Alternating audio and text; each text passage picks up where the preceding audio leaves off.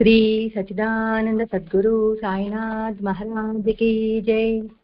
श्री सच्चिदानंद सद्गुरु अक्कलकोट महाराज की जय। श्री सच्चिदानंद सद्गुरु भरद्वाज महाराज की जय। गुरुदेव दत्त सद्गुरु साईनाथரின் அனுகிரகம், ஆச்சாரியா ஸ்ரீ எக்கிரால பரத்வாஜா மாஸ்டர் அவர்களின் அளவற்ற ஆசினால் இன்று அக்கல்கோட் மகாராஜ் சுவாமி சம்பர்தாவின் சரித்திரத்தை சுவாமியால் மேன்மைப்படுத்தப்பட்ட பாமர் மக்கள், மகான்களாக மாற்றப்பட்ட குருஹஸ்து மக்கள். எதற்காக குருஹஸ்து என்று சொல்றோம்னா, தத்தாவதாரங்கள் பூமி மேல் வருவதே மனிதனை மாமனிதனை மகானாக, மகானை மகாத்மாவாக மாற்றி வருவதற்கு தான் தத்தாத்திரேயர் வந்தார். அவரோட ஸ்வரூபம் டிஃபரெண்டாக இருந்தது. பக்கத்துக்கு போறதற்கே பயப்பட்டாங்க. சரி, ஓகே, சாமானிய மனிதராக ஒரு பகீராக சாய்நாதர் வந்தார். உடனே என்ன சொன்னோம்? அவர் பகீர். அவருக்கு என்ன வீடா வாசலா எல்லாமே அள்ளி கொடுத்துட்டாரு என்று சொன்னோம். சரி, இவங்க இப்படி சொல்றாங்களா அப்படின்னு பரத்வாஜா மாஸ்டர் அவர்கள் போல் அவதரித்தார். இப்போது தப்பிப்பதற்கு வாய்ப்பில்லை. ஏன்? அவர் குருஹஸ்து. நம்ம மாதிரியே வேலையும் செய்தாரு, கல்யாணமும் செய்தாரு, குழந்தைகளும் இருக்காங்க. ஆனால் மகாத்மாவாக மாறினார். சத்குரு சாய்நாதரின் சன்னிதானத்தில் அவருக்கு சமாதி கட்டப்பட்டதுன்னா நாம் யோசிக்கணும். தத்தாவதாரங்கள் வருவதே சாதாரண மனிதனை, பாமரனான ஒரு மனிதனை மகானாக மாற்றுவதற்கு தான். சரி, அவங்க கிட்ட போறவங்க அனைவரும் மகான்கள் ஆயிடுறாங்களா அப்படின்னா இல்ல. அதற்கு முன்பிறவி பண்பாடு சம்ஸ்காரம் தேவை. எதற்காக அப்படி சொல்றோம்னா, கடவுள் எவ்வளோ ஞானத்தை அள்ளி கொடுத்தாலும் அனைத்தும் வாங்குறதற்கு எல்லாருமே ரெடியா இருக்க மாட்டாங்க. 100% நம் மனசாட்சியை கேட்டு பார்த்தோம்னா, ஞானத்தை தேடி கடவுள்கிட்ட போக மாட்டோம். நம் கோரிக்கைகளுக்காக, ஆசைகளுக்காக, பயத்திற்காக கடவுள்கிட்ட போறோம். நம்மளுடைய கோரிக்கைகள் அறிந்து கொண்டு நம் அனைவருக்கும் வேண்டியது எல்லாமே நமக்கு நல்லதானா அனைத்துமே நடத்திட்டு பிறகு நம் மனம் கொஞ்சமாவது திருப்தி அடைந்த பிறகு சத்குரு என்ன செய்வாருன்னா, மனிதனாக இருந்தால் இந்த குணங்கள் தேவை, இப்படிதான் வாழணும் அப்படின்னு சொல்லி கொடுப்பாரு. அவர் மேல் இருக்கின்ற கௌரவத்தினால் அதை நாம் ஃபாலோ செய்வோம். முன்பிறவியில் நல்ல சாதனை செய்தவங்க வந்தாங்க என்று வச்சுக்கோங்க. அப்போ அவர்களுக்கேற்றபடி அவங்களையும் மேன்மைப்படுத்துவாங்க. அவ்விதமாக இந்த வாரம் அஹ்மத் நகர் அந்த டிஸ்ட்ரிக்ட் சார்ந்த வாம்சோலி என்ற ஊர்ல இருக்கின்ற வாமன் புவா அப்படின்ற ஒருத்தர் பற்றி நாம் இன்னைக்கு பார்க்க போறோம். பிறப்பில் இவருக்கு பக்தி உண்டு. தத்தாத்திரேயரின் நல்ல பக்தர். வேலைக்கும் போறாரு.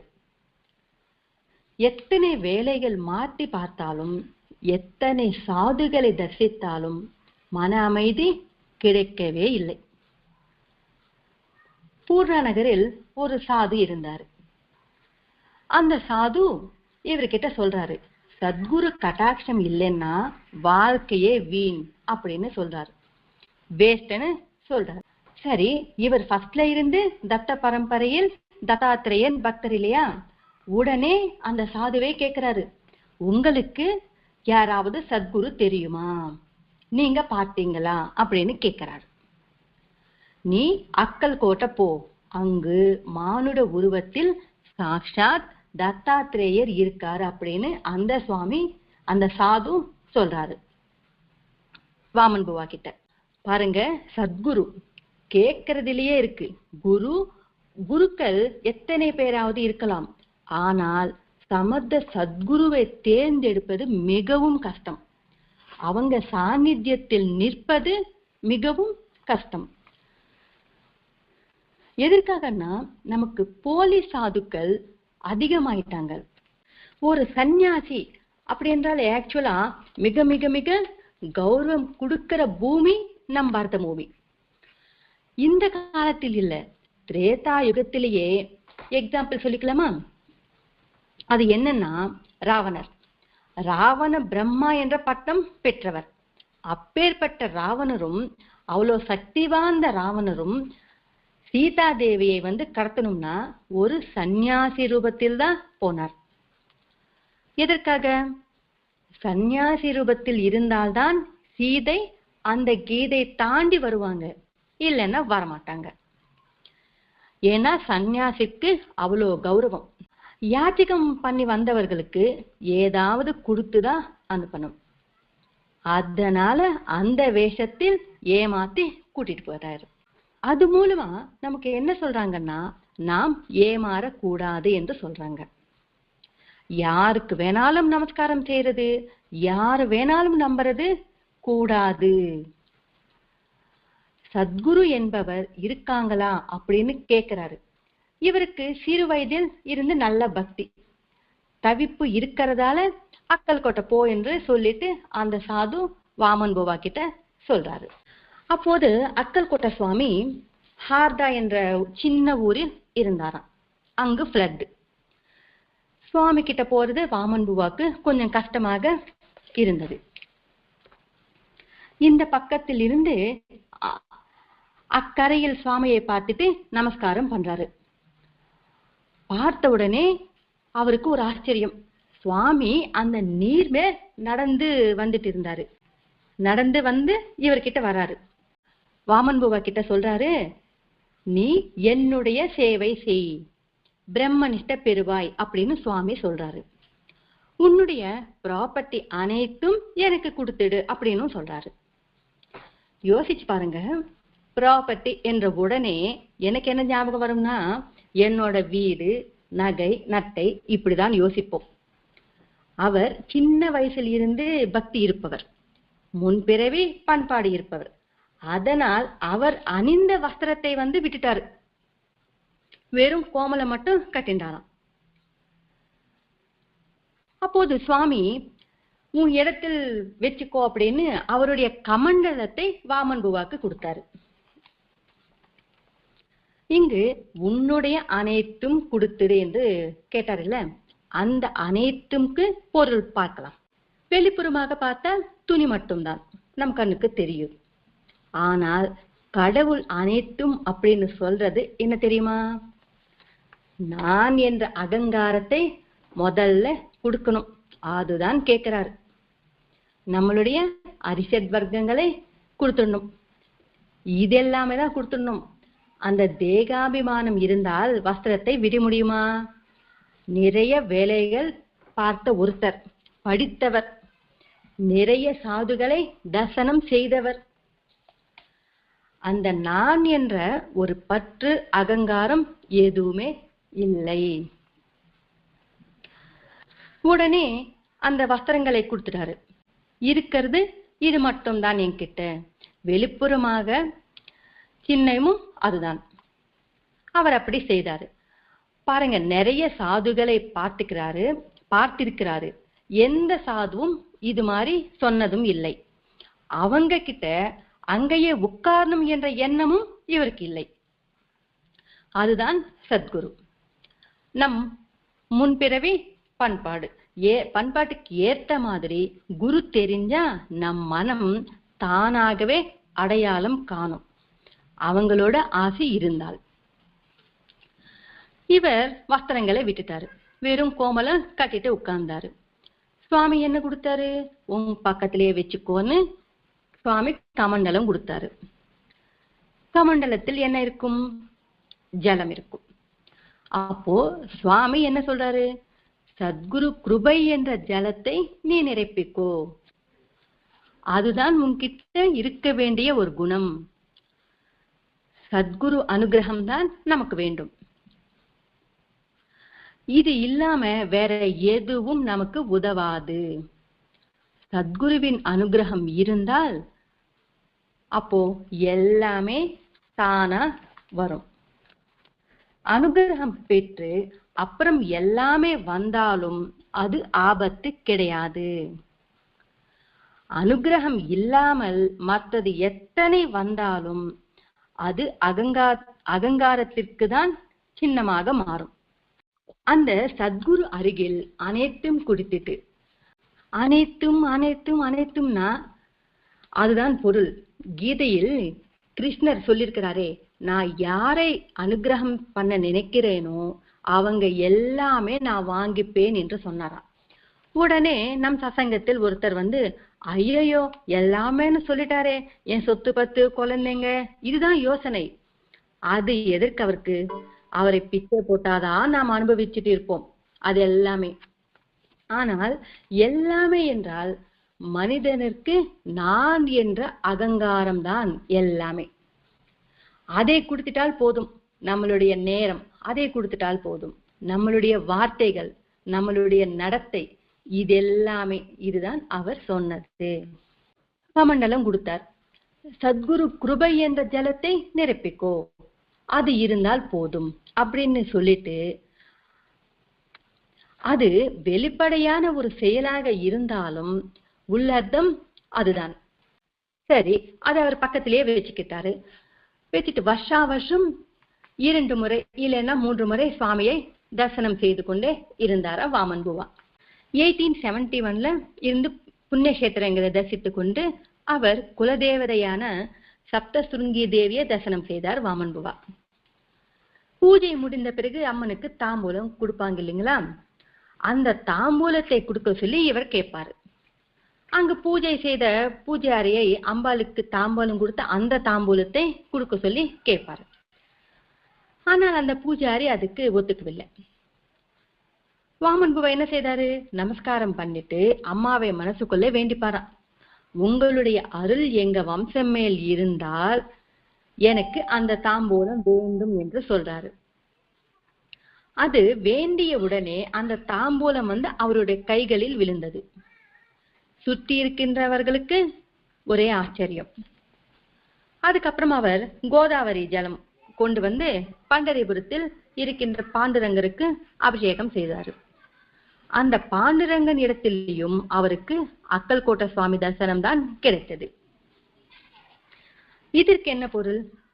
சத்குரு பக்தரானவன் அனைவரிலும் தன் சத்குருவை தரிசிக்க வேண்டும். எல்லா இடத்திலையும் அவர்தான் இருப்பார். அந்த நம்பிக்கை கொடுக்கிறதுக்காக தான் அந்த தரிசனம். இது ஸ்ரீ குரு சரித்திரத்தில் கூட நடந்ததா இல்லையா? எல்லாரும் ஸ்ரீசைல யாத்திரத்துக்கு போவாங்க. தந்துகன் மட்டும் இங்கேயே ஸ்ரீகுரு கிட்ட இருந்துடுவாரு. சுவாமியே ஸ்ரீசைலம் கூட்டிட்டு போயிடுறாரு. தரிசனம் செய்துக்கோ என்று சொல்லுவாரு. அங்கேயும் தந்துகனுக்கு ஸ்ரீகுருவே தரிசனம் கொடுக்கிறாரு. சத்குரு பக்தர் அனைத்தையும் சத்குருவாகவே காண வேண்டும். அதாவது கடவுள் மட்டும் இல்ல, மனுஷங்களை கூட அது போலவே பார்க்கணும்.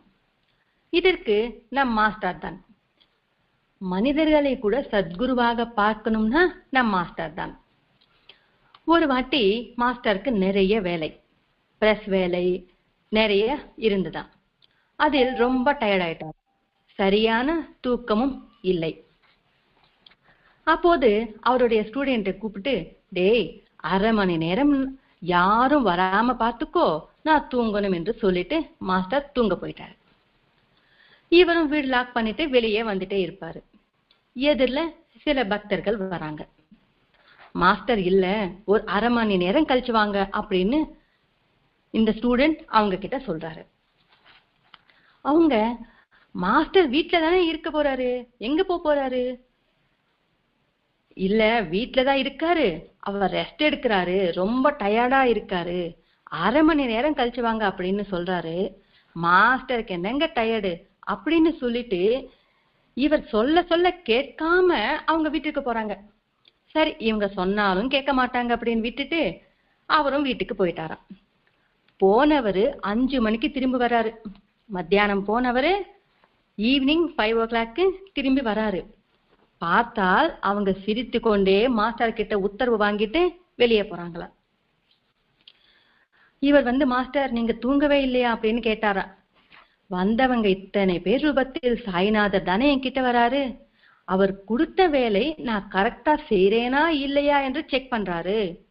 அந்த ரூபத்தில் அவர் தானே வந்தது, அவரை எப்படி நான் நிராகரிப்பேன் அப்படின்னு சொன்னாரா. இன்னொரு முறை ஒருத்தர் நீ என்ன எல்லார்கிட்டையும் நமஸ்காரம் வாங்குற, நீ என்ன பெரிய ஆளா அப்படின்னு கேக்குறாராம். அதுக்கு மாஸ்டர், நான் எல்லார்கிட்டையும் நமஸ்காரம் வாங்கல, அந்த ரூபத்தில் சாயி இருக்கார் என்று நான் நமஸ்காரம் பண்றேன் அப்படின்னு சொல்லும் போது அப்ப நீ எனக்கு நமஸ்காரம் பண்ணுவியா அப்படின்னு ஒருத்தர் மாஸ்டர் கிட்ட ஏடாகூடமா கேள்வி கேட்கிறாரு. மாஸ்டர் பண்றேன், உனக்கு கூட நான் நமஸ்காரம் பண்றேன், உனக்குன்னா உனக்குள்ள இருக்கின்ற சாயிக்கு நான் நமஸ்காரம் பண்றேன், எங்க பண்ணுவேன், பஸ் ஸ்டாண்ட்ல பண்ணுவியா என்று கேட்டாராம். பண்ணுவேன் என்று அதற்கும் மாஸ்டர் அவர்கள் ரெடி ஆயிட்டு போனாரு. அது அனைவரிலும் தன் சத்குருதான் இருக்கார் என்று நினைப்பது, தன் சத்குருதான் கேட்கிறார் என்ற எண்ணம். அதற்காக தான் பண்டரிபுரத்தில் கூட வாமன் பூவாக்கு அக்கல்கோட்டை சுவாமி தரிசனம் கிடைத்தது. அப்போது சுவாமி சொல்றாரா, நீ சப்தசுருங்கி தேவி கிட்ட போயிட்டு அங்க சண்டை போட்டுட்டு இருந்தியே, அதனால நான் உனக்கு தாம்பூலம் கொடுக்க வேண்டியதாயிடுச்சு. பண்டரிபுரத்திலையும் கங்கையை நான் உன்கிட்ட பெற்றேன், எவ்வளவு சுட்டாலும் இந்த பானையில் ஈரம் போகவே இல்லையே அப்படின்னு சுவாமி சொல்றாராம். இங்கு பானையில் ஈரம் போகல அப்படின்னா இதுவும் பாரமார்த்திகமான ஒரு வார்த்தை தான். இங்க பாருங்க, பானை செய்யணும், பச்சை மண்ணால தானே பானை செய்யறது, அது எவ்வளோ வெயில்ல காஞ்சாலும் திருப்பி அதை நெருப்பில சுட்டதுக்கு பிறகுதான் ஸ்ட்ராங்காக மாறும். எவ்வளோ வெயில்ல காய வச்சாலும் அது போயிடும், தண்ணி ஃபில் செய்து வச்சாலும் அது போயிடும், மண்ணா மாறிடும். ஆனா அது மண்ணா மாறக்கூடாதுன்னா அது எடுத்துட்டு சுடணும், நெருப்பு போட்டு சுட்டதுக்கு பிறகு அது ஸ்ட்ராங்கா மாறும். அது ஸ்ட்ராங்கா மாறினதற்கு பிறகு அதோட பழைய ஃபார்ம், அதோட களிமண் என்ற ஃபார்முக்கு போகவே போகாது, எப்பவும் போகாது. ஏன்னா இப்ப தாம்பூலம் கிடைக்கல, பூஜாரி குடுக்கல, அதுக்கு போய் நீ சண்டை போட்டுட்டு இருக்கியே, அங்க கடவுள்கிட்ட அனுகிரகம் இருந்தா கொடு, அனுகிரகம் இருந்தா கொடு. எதுக்குன்னா நமக்கெல்லாம் ஒரு முறை சொன்னா நாம் அதை அந்த நேரத்தில் வச்சுக்குவோம், அடுத்த நேரத்தில் அந்த அனுகிரகம் நமக்கு இருக்கு என்ற எண்ணமே வராது. இன்னொரு கஷ்டம் வந்துச்சுன்னா ஐயோ எனக்கு கஷ்டம் வந்தது அப்படின்னு அந்த நம்பிக்கை போயிடும், பயம் வந்துடும், திருப்பி இன்னொரு அனுபவம் வரணும், திருப்பி இன்னொரு மிராக்கள் நடக்கணும், அதுதான் நாம் எதிர்பார்ப்போம். அதுதான் இங்க சொல்றது, பானையில் ஈரம் போகலையே. சுவாமி சொல்றாரு, நீ அங்கு இங்கு ஓடாம திடமா பரமானதத்தில் ஓர் இடத்தில் இரு அப்படின்னு சொல்றாரு. அப்போதுதான் அவருக்கு சுவாமி சாக்ஷாத் தத்தாத்ரேயர் என்ற நம்பிக்கை வாமன் பூவாக்கு வந்தது. சுவாமியின் சந்நிதியில் அவர் நிறைய காலம் வாழ்ந்தாரு. 1876ல வாமன் பூவாக்கு கொஞ்சம் ஆரோக்கியம் சரியில்லை. அவருக்கு இருமல், டயேரியாவும் ஆரம்பிச்சிருச்சு, ஒவ்வொரு நோயா வர ஆரம்பிச்சிருச்சு. எத்தனை மெடிசன் கொடுத்தாலும் குறையவில்லை. சுவாமிக்கு லெட்டர் எழுதினாரு, பதில் வரவில்லை. அந்த வழி அவரால் தாங்க முடியல, தற்கொலை பண்ணிக்கலாம் என்று முடிவெடுத்தாரு. சாகர் அப்படின்ற ஒரு பெரிய ஏரி, அதுல போய் குதிக்கணும் என்று போறாரு. கரெக்டா குதிக்கிற நேரத்திற்கு யாரோ கைப்பிடித்து பின்னாடி இழுத்தாங்க. திரும்பி பார்த்தா சாக்ஷாத் சுவாமி அங்கு நின்னுட்டு இருக்காரு. சில நொடிகள் கோபமா பார்க்கிறார். அவரை பார்த்துட்டு வாமன் பூவா கன்னத்தில் 2 அறை அடிச்சாரு. அடிச்சுட்டு இது போல் சொல்றாரு, உன்னோட தேகத்திற்கு இன்னும் கர்மா இருக்கு, எங்க போற, உனக்கு எதிர்க்க என் மேல் கோபம் அப்படின்னு. சகஜமான சமாதி கிடைக்கணும் என்று முயற்சி செய்யாம ஜல சமாதிக்காக நீ தேடுறியே, அதாவது தண்ணீர் தானே குதிக்கணும் என்று நினைச்சாரு, அதனால ஜல சமாதிக்காக நீ தேடுற அப்படின்னு அவர் திட்டிட்டு வீட்டிற்கு கூட்டிட்டு போனாராம். வீட்டிற்கு போன உடனே வாமன் புவாவின் தரிசனம் அவர் தாயாருக்கும் சகோதரர்களுக்கும் கிடைக்குதான். பயமில்லை, அமைதியா இரு, சாந்தமா இரு, இந்த பைத்தியக்கார வேடங்கள் எதுவுமே போடாத, அப்படி போட்டா செருப்பால அடிப்பேன் அப்படின்னு சொன்னாராம். வாமன் புவாவை இன்னொரு வாட்டி வான் பண்ணிட்டு பார்த்துட்டே இருக்கும் போது சுவாமி அந்தர்தானம் ஆயிட்டாரு, மறைஞ்சிட்டாரு. கூடிய சீக்கிரமே இவருடைய நோயும் குணமாயிடுச்சு. அதுக்கப்புறமா சுவாமியின் தரிசனத்திற்காக வாமன் புவா அக்கல்கோட்டை வந்தாரு.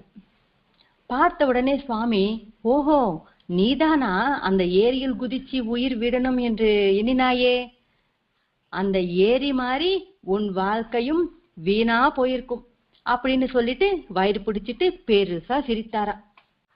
இந்த இதுல என்ன இருக்கு? நாமளும் நிறைய பேர் நோய் வந்துச்சுன்னா பயப்படுவோம், இந்த நோய் எதற்காக வந்தது அப்படின்னு. இதுக்கு முன்னாடியே ஸ்ரீ குரு சரித்திரத்தில் பார்த்திருப்போம். நாம் செய்த கர்மாக்களின் பலனாக தான் நம் தேகத்திற்கு நோய்கள் வரும். மற்றவர்களை சிறிது அளவு கஷ்டப்படுத்தினாலும் அந்த கஷ்டத்திற்கு பலனாக நமக்கு நோய் வரும். நாம் செய்த தவறுகளுக்காக நோய் வரும். அதாவது இந்த தேகத்திற்கான கர்ம பலனை அனுபவிக்கணும், இந்த நோய் அனுபவிக்கணும், இந்த கஷ்டத்தை அனுபவிக்கணும் என்று இருந்தால் அதை அனுபவிச்சு ஆகணும். அது தாண்டி போறதோ இல்ல ஏதாவது பரிகாரம் செய்து போஸ்ட்பான் செய்தாலும் நெக்ஸ்ட் பிறவியலாவது அனுபவிச்சே ஆகணும். ஆகையால் யார் மனதையும் துன்பப்படுத்த கூடாது, ஃபர்ஸ்ட் பாயிண்ட். அப்படி நோய் வந்தது, உயிர் விட்டால் என்ன ஆகும்?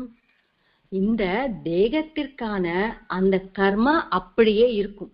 அதனால இந்த கர்மாக்காக மறுபடியும் பிறக்க வேண்டியது வரும். அப்போது இந்த நோய் மட்டும் இல்லாமல் தற்கொலை பண்ணிக்கிட்டதுக்கான பலனையும் தீய பலனையும் அனுபவிக்க வேண்டியது இருக்கும். அப்போ என்ன ஆகும்? இதுவே தாங்க முடியல, பிளஸ் இதுக்கும் சேர்த்து இன்னொரு நோய், வட்டிக்கு வட்டி சக்கர வட்டி போட்ட மாதிரி. செய்த தவறு அதற்கான கஷ்டத்தையும் அனுபவிக்கணும், திருப்பி இந்த சூசைடுக்கான கஷ்டத்தையும் அனுபவிக்கணும். அதற்கு பதிலாக என்ன செய்யணும்? அதுதான் கேள்வி. நோய் இருந்தா எத்தனையோ யோசனைகள் வரும். ஐயோ சீக்கிரமா போயிடணும், இப்படி இருந்தா என்னாகும், அப்படி இருந்தா என்னாகும், இது போல் நிறைய யோசனைகள் வரும். அப்போது என்ன செய்ய வேண்டும்? சுவாமி, நான் செய்த தவறுகளால் நோய் வந்துடுச்சு, போக்க சொல்லி நான் கேட்கல, தாங்குற அளவுக்கு சக்தி கொடு. அது கொடுப்பாரு, கண்டிப்பாக அந்த சக்தியை நமக்கு கொடுப்பாரு. ஏன்னா நம் பிராரப்தத்தை அனுபவிக்கிறதுக்கு ரெடியா இருக்கும்போது அதற்கு அவர் கண்டிப்பா உதவி செய்வாரு. அந்த மாதிரி வேண்டிக்கலாமே, அப்போது பலன் கிடைக்கும் தானே. சரி, இதற்கு எக்ஸாம்பிள் இருக்கா? இருக்கு. டாக்டர் பிள்ளை, அவருடைய காலில் நரம்பு மேல் ஒரு புண்ணு வரும். பாபா அருகில் வருவாரு. அந்த புண்ணில் புழு இருக்கும், அது கடிச்சிட்டே இருக்கும். யோசிச்சு பாருங்க, நம் காலில் ஒரு பெரிய கொப்பளம் வந்தது, அதுல நிறைய புழு இருக்கு, அது கடிச்சிட்டே இருந்தால் எப்படி இருக்கும்? நரகம். ஒரு எறும்பு கிடைச்சாலே அது கொஞ்சம் நேரத்திற்கு இருக்கும் நமக்கு. டாக்டர் பிள்ளைவால அந்த வலி தாங்க முடியல, பாபா கிட்ட வந்தாரு. பாபா, இந்த வழியை 10 ஜென்மங்களுக்கு மாத்தி பிரிச்சு கொடுங்க அப்படின்னு கேட்கிறாரு பாபாவை. எதுக்குடா 10 ஜென்மம், 10 நாள் போதும் அமைதியா உட்கார் என்று சொல்றாரு. கஷ்டத்தை நாம் அனுபவிக்கிறதுக்கு ரெடியா இருக்கும்போது அதை உடனே கம்மி பண்றதற்கு அவங்களும் ரெடியா இருப்பாங்க. புரிதலே இல்லாமல் அது எனக்கு வேண்டாம், வேண்டவே வேண்டாம் என்று சொல்லும் போதுதான் இது மாதிரி. டாக்டர் பிள்ளைக்கு தெரிஞ்சிருக்கு, இது நான் செய்த தவறால வந்தது, என்னால் இப்போது தாங்க முடியாது, 10 பிறவைக்கு பிரிச்சு கொடுங்க இந்த வழியை என்று கேட்டாரு. பாபா அவரோட தலகாணிக்கு சாஞ்சிக்க சொல்லி, இப்போது ஒரு காக்கா வரும், இந்த புண்ணு அது கொத்திடும் என்று சொல்றாரு. அப்துல்லா கால் மிதிக்கிறாரு, புழு எல்லாமே வெளியே வந்துடுது. 10 நாளுக்குள்ள வலி எல்லாமே கம்மியாயிடும். அனைத்து சத்குருக்கள் செய்யறது இதுதான். சரி, பாபா சரித்திரத்தில் இது மாதிரி தற்கொலை பண்ணவங்களை காப்பாத்தினாரா அப்படின்னா காப்பாத்திருக்கிறாரு. யாருன்னா சாந்தவஞ்சி மகராஜ். அவர் 30 வருடம் காயத்ரி ஜபம் செய்தவர். இங்கு 30 வருடம் அப்படின்னா கம்மியானது கிடையாது. இப்போது நாம் 30 வருடம் தாண்டி கடந்துதான் இங்க வந்திருக்கோம். ஃபர்ஸ்ட்ல இருந்து சாதனை செய்யறவங்களுக்கு அது எவ்வளோ பெரிய சாதனை. 2 வருஷம் சசங்கத்தில் 10 வருஷம் சசங்கத்தில் இருந்தாலே நமக்கு ஏதோ கடவுள் இப்பவே கொடுத்துடணும், இல்லைன்னா கொடுத்துட்டாரு, இல்லைன்னா இனிமே கொடுக்கல, இதுதான் நம்ம எண்ணங்கள். 30 வருஷம் அந்த மாதிரி பார்த்தால் நமக்கு இந்த வருஷங்கள் எதுவும் தெரியாது. 30 வருஷம் செய்தாரு, மனம் நிக்கவே இல்லை. காயத்ரி தியானம் செய்தாரு, மனம் நிக்கல. உடனே தற்கொலை பண்ணிக்கணும் என்று நினைத்து ஒரு ஏரிக்கு போய் குதிக்கிற நேரத்தில் ஒரு வயோதிகர் வந்து கைப்பிடித்து இழுத்து இன்னொரு கிராமத்திற்கு டிக்கெட் கொடுக்கிறாரு. அங்கிருந்து சில வருடங்கள் கடந்து ஒரு கோவிலில் காயத்ரி ஜபம் செய்யறதுக்காக அவரை கூப்பிடுறாங்க. பார்த்தால் அங்கிருக்கின்றது சாய்பாபா. அன்னைக்கு நம்மை காப்பாத்தினாரே அவர்தான். ஆனால் அதுக்குள்ள பாபா மகா சமாதி அடைஞ்சிட்டாரு. பாபா காப்பாத்தினாரா இல்லையா? அப்போ எல்லா சத்குருக்களும் சொல்றது ஒரே விஷயம்தான். நம்மளுடைய பிராரத்தம் என்ன இருக்கோ அது ஆனந்தமாக அனுபவிக்கணும். அதற்காக நோய் வந்தா சிரிச்சுட்டே இருக்க சொல்லல, அட்லீஸ்ட் பொறுமையாக இருக்கணும். இது மாதிரி விபரீதமான தாட்ஸ் இல்லாமல். இதே மாதிரி இன்னொருத்தரையும் பாபா காப்பாத்தினாரு, காசிநாத். அவர் சிறு வயதிலிருந்து விஷ்ணு சஹஸ்ரநாமம் பாராயணம் செய்பவர் தான். நிறைய மகான்களை தரிசிக்கிறாரு. எங்க போனாலும் அவர் மனம் அமைதி அடையல. ஒரு குகையில போய் பிராயோபவேசம் செய்ய நினைச்சு மரத்தில் ஏறி குதிக்கிறாரு. அப்போ அவருக்கு ஒரு தரிசனம் ஆகுது. 2 சாதுக்கள் பக்கத்தில் இருந்து அவர் தோல் உரிச்சு உள்ளே இருக்கின்ற தங்கம் போல் தேகத்தை அவருக்கு காமிச்சிட்டு, ஏன் நீ சாக முயன்றாய், நாங்க உன்னை சாக விட மாட்டோம் என்றாங்க. அவர்தான் உபாசினி பாபா. அவருக்கும் பாபா என்ன சொன்னாரு, நீ ஏன் சாக முயற்சிக்கிற, உன்னை நான் சாக விட மாட்டேன். அதாவது ஏதோ ஒரு காரணத்தினால நமக்கு இந்த தேகம் கிடைத்தது. இந்த தேகம் நம்மை கேட்டு வந்ததா? நம்மை கேட்டு வரல. போகிறதும் நம்மை கேட்டு போகாது. ஆகையால் நம் கடமைகள் பெர்ஃபெக்டா முடிக்க வைக்கிறதுக்காகவே முயற்சி செய்யணும்.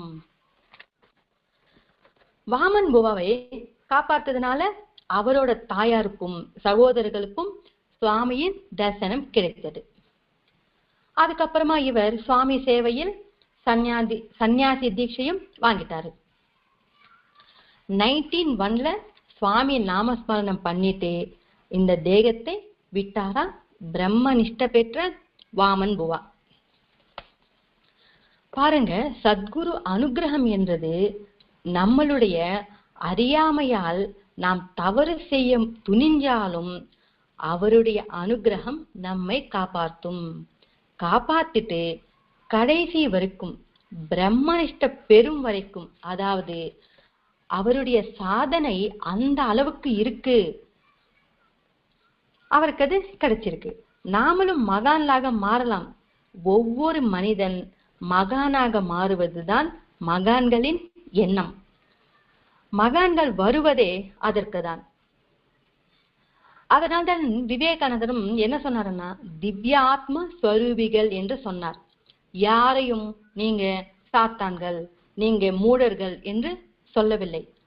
ஒவ்வொரு ஆத்மாவும் அந்த பிரம்ம நிஷ்டை பெறணும். அதற்காக தான் மகான்கள் வராங்க. அதற்காக தான் மகான்களின் சரித்திரத்தை மாஸ்டர் அவர்கள் எழுதி சத்சங்கத்தில் ரூபமாக நமக்கு சொல்றாரு.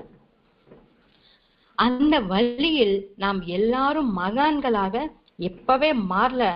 எத்தனையோ லட்ச பிறவிகள் இருக்கு. அட்லீஸ்ட் இந்த பிறவிக்கு ஒரு கெட்ட பழக்கத்தை விட்டுட்டு ஒரு நல்ல பழக்கத்தை பழக்கப்படுத்திக்கிட்டாலே போதும். நம் வாழ்க்கையை, அதாவது கடைசி முக்தி பெறவருக்கும் நம்ம கூடயே சத்குரு என்பவர் இருப்பார். அதில் சந்தேகம் இல்லை. ஸ்வஸ்தி. श्री सच्चिदानंद सद्गुरु साईनाथ महाराज की जय। श्री सच्चिदानंद सद्गुरु अक्कलकोट महाराज की जय। श्री सच्चिदानंद